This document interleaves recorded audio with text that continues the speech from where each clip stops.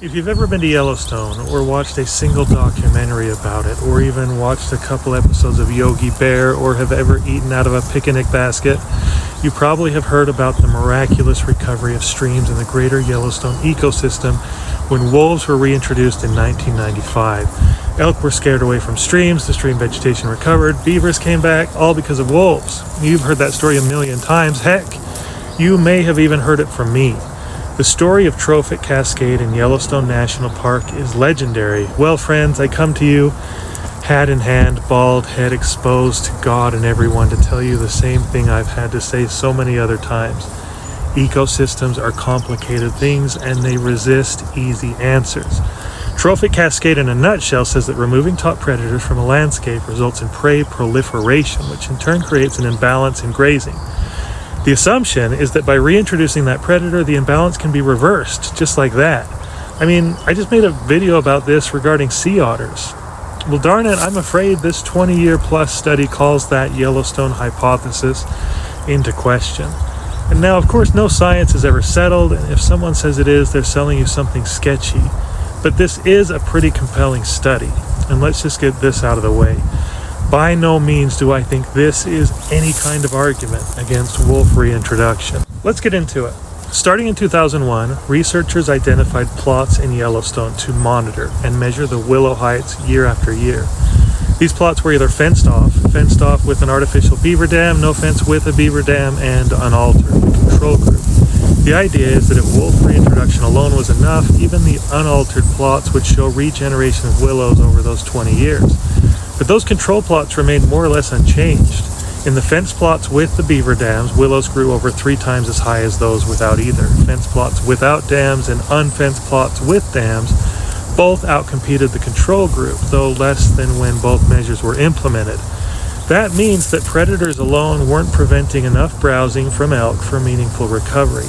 The most important factor was physically protecting the stream bank willows with fencing and raising the water table so roots could more easily access it.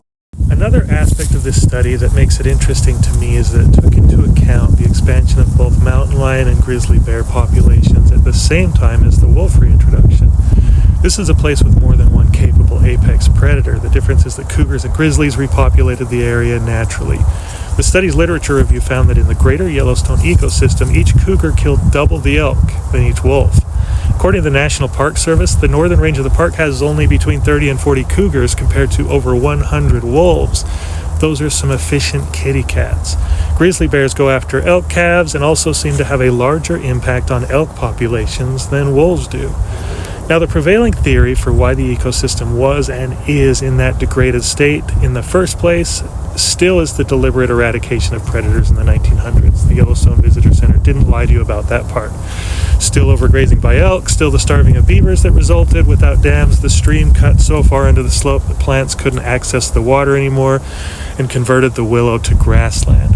This is why predator reintroduction and protection is still vital to maintain already healthy ecosystems across the country. Unfortunately, like many ecological problems, just putting that thing back where it came from, or so help me, does not seem to be the instant fix we hoped it would be, and it kind of makes sense.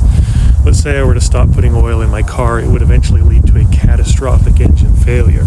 Putting the oil in after the fact wouldn't fix the parts that need complete rebuilding, right?